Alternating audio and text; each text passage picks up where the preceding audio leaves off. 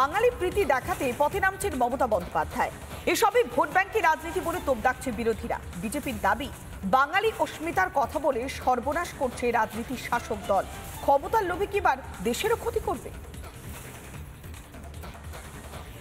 উড়িষ্যার কটকের একটা জায়গায় বেঙ্গলের 100 জন পরিযায়ী শ্রমিককে একটা ডিটেনশন ক্যাম্পে আটকে রেখে দিয়েছে। বালেশ্বরেও প্রায় 17 জন শ্রমিককে থানায় ধরে নিয়ে যাওয়া হয়েছে।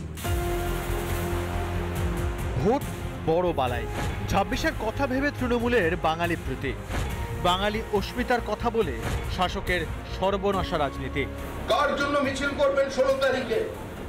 6 লক্ষ মানুষ কাজ করছে গুজরাটে, তারা ফোন করছে আমাদের প্রতিনিয়ত যে বাঙালি অস্মিতার নামে এই যে রাজনীতি চলেছে, সর্বনাশের দিকে এগিয়ে যাব আমরা, আমাদের ভবিষ্যৎ কি হবে?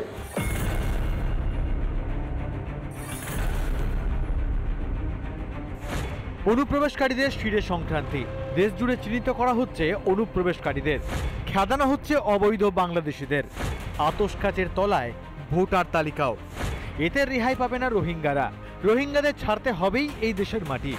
ভোট ব্যাংকে টান পড়তে গিয়ে কি গায়ে জ্বালা তৃণমূলের?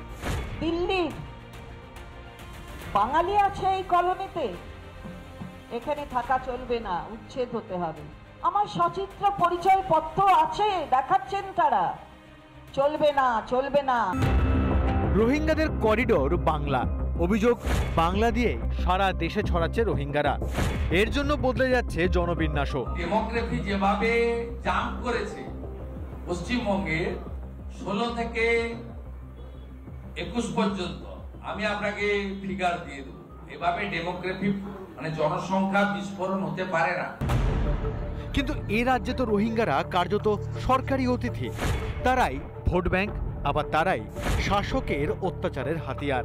কাদের শেখ তো একজন বাংলাদেশি, উনি ওনার একমাত্র কাজ বাংলাদেশি রোহিঙ্গাদেরকে এখানে এনে আশ্রয় দেওয়া এবং এই কাদের মোল্লার নেতৃত্বে তাদের ভোটার কার্ড পাইয়ে দেওয়া, তাদের এখানে এসে তাদেরকে দিয়ে অবৈধ কাজকর্ম করানো এবং বিভিন্ন রকম মানে মানুষের উপর অত্যাচার করানো, এটা ওদের মূল কাজ।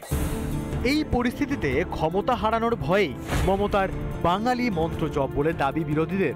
যে বাঙালির পেটে লাথি মেরে মমতা বন্দ্যোপাধ্যায় কীর্তি আজাদ থেকে শুরু করে, ইউসুফ পাঠান থেকে শুরু করে, শত্রুঘ্ন সিনহা থেকে শুরু করে, সাকেত গোখলের মতো লোককে নিয়ে এসে মমতা বন্দ্যোপাধ্যায় বাঙালির পেটে লাথি মেরেছেন। তাও এক পায়ের লাথি নয়, জোড়া পায়ে লাথি মেরেছে বাঙালির পেটে। বাঙালি সাংসদের সংখ্যা কমিয়েছে মমতা বন্দ্যোপাধ্যায় দিল্লিতে।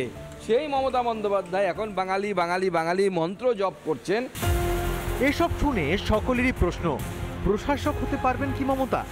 শুভবুদ্ধির উদয় হবে তৃণমূলের, নাকি সির্ফ ভোটের জন্য দেশের ক্ষতি করে যাবেন মাননীয়া? জনতা সব দেখছে, রায় দেবে 26-এ। রিপাবলিক বাংলা। নানা ধরনের কন্টেন্ট দেখার জন্য লাইক করুন, শেয়ার করুন আমাদের ফেসবুক পেজ, সাবস্ক্রাইব করুন আমাদের ইউটিউব চ্যানেল। পাশাপাশি অন্যান্য ব্রেকিং নিউজের জন্য অবশ্যই চোখ রাখুন রিপাবলিক বাংলায়।